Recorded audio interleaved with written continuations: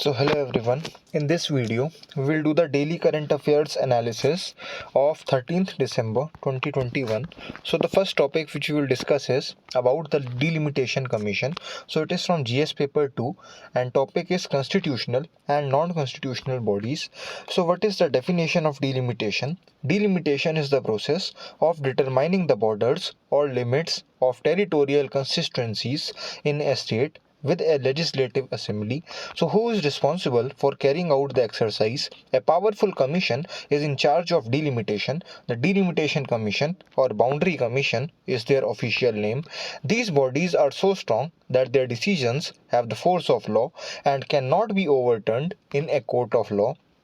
In India, delimitation commissions have been established 4 times: in 1952 under the Delimitation Commission Act 1952, in 1963 under the Delimitation Commission Act 1962, in 1973 under the Delimitation Act 1972, and most recently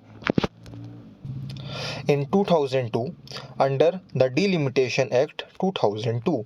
The directives of the commissions are carried out on the date set by the President of India. The Lok Sabha or the concerned legislative assembly receives copies of these orders. No alterations are allowed. So the commission is made up of the following members. The Delimitation Commission appointed by the centre must have 3 members. According to the Delimitation Commission Act of 2002, a serving or retired Supreme Court judge as a chairperson. The Chief Election Commissioner or Election Commissioner nominated by the CEC and the State Election Commissioner as ex officio members. The source of this news is The Hindu of 13th December 2021, page number 8. So the second topic in news is about the Kashi Vishwanath corridor. So it is from GS paper 1 and topic is Indian culture. So facts to remember: PM's long held aim of building a readily accessible road between Kashi Vishwanath temple and the Ganga river's banks will be realized with this initiative. On March 8, 2019, the Prime Minister laid the foundation stone for the project. The project for the Kashi Vishwanath corridor. More than 40 historic temples have been renovated and beautified as part of the project, which spans 5 lakh square feet.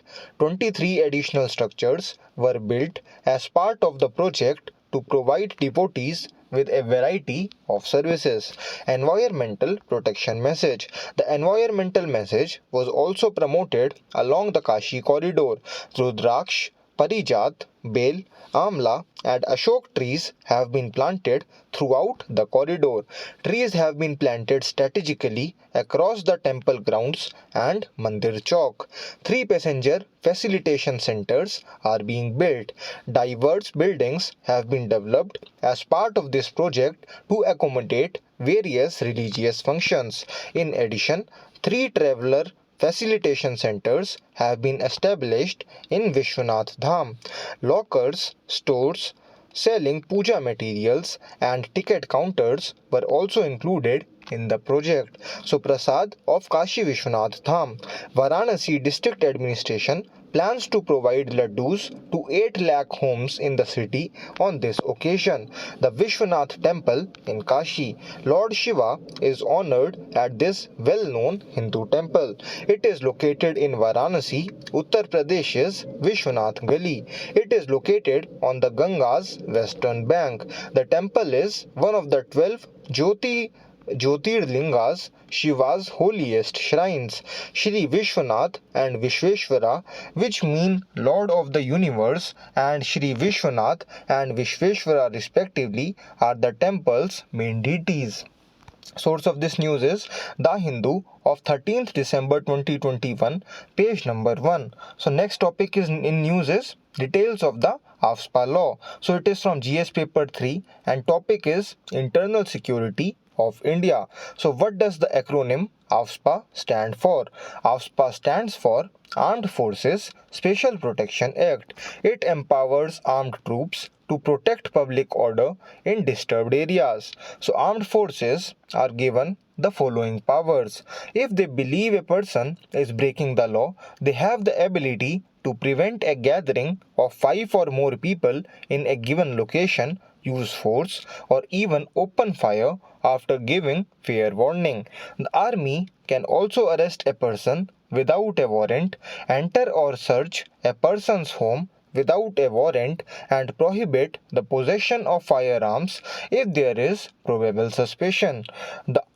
Any person detained or arrested may be handed over to the officer in charge of the local police station along with a report explaining the facts surrounding the arrest. What does it mean to be in a disturbed area, and who has the authority to proclaim one? A disturbed area is one that has been declared by notification under the AFSPA's Section 3. Differences or arguments between members of different religions, racial, language, or regional groups, castes, or communities can cause havoc in an area. The central government, the governor of the state, or the administrator of the union territory can declare a disturbed area in whole or part of the state or union territory. Is there a review of the act in the works? The central government constituted a 5-member committee led by Justice B.P. Jeevan Reddy on November 19, 2004 to assess the Act's provisions in the northeastern states. In 2005, the committee issued a report that included the following recommendations. AFSPA should be repealed and appropriate provisions should be inserted in the Unlawful Activities Prevention Act 1967.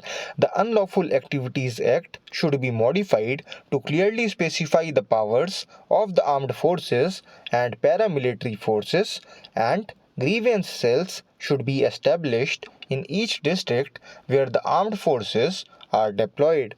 The AFSPA was also recommended for repeal in the 5th report of the 2nd Administrative Reforms Commission on Public Order.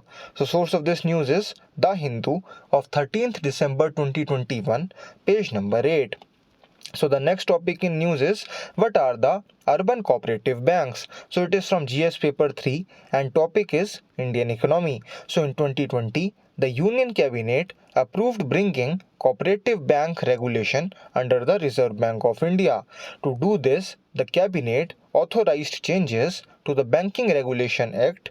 Now, the Reserve Bank of India and India's Prime Minister have hinted that more reforms to the urban cooperative banks will be implemented in order to improve their performance. All urban cooperative banks and multi-state cooperative banks will be affected by the changes.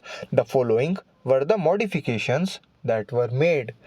The RBI's auditing standards will be applied to cooperative banks. If a cooperative bank is in distress, the RBI, in collaboration with the state government, has the authority to supersede the board.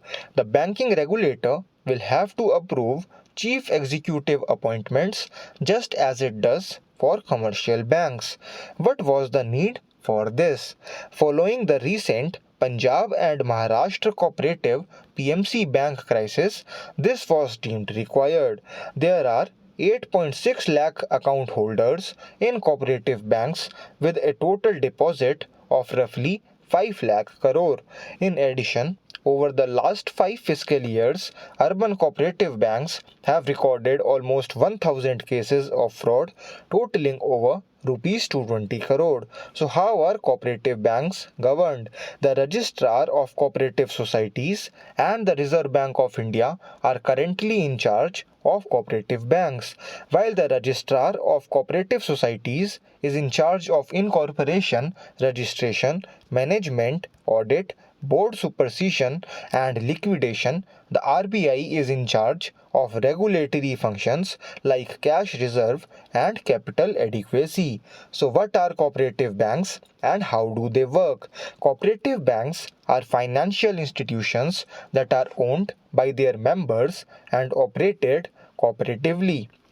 This means that a cooperative bank's customers are also its owners. So source of this news is The Hindu of 13th December 2021, page number 1. So the next topic in news is details of the S-400 missile system. So it is from GS paper 3 and topic is Security Forces of India. So background: despite the US opposition and the prospect of sanctions under the Countering America's Adversaries through Sanctions Act (CAATSA), India signed a $5.3 billion agreement with Russia for the S-400 Triumph missile system in October 2018. The S-400 Triumph missile system has the following features. The S-400 Triumph is a Russian mobile surface-to-air missile system (SAM).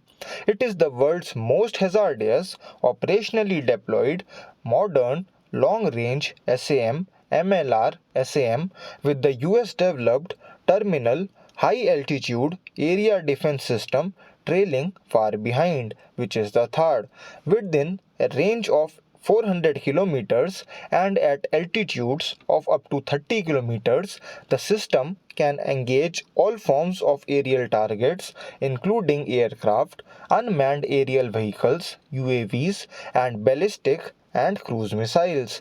The device can track 100 targets in the air and engage 6 of them at once. Importance for India: China is also buying the system. According to India, China and Russia reached an agreement in 2015 to buy 6 battalions of the system. It was first delivered in January of this year. The S-400 system's acquisition by China has been dubbed a game changer in the region. Its usefulness against India, however, is limited. In a two-front battle, India's purchase is critical in countering strikes, including even high-end F-35 US fighter planes. The source of this news is The Hindu of 13th December 2021, page number 10. So thanks a lot for watching the analysis video. Have a nice day.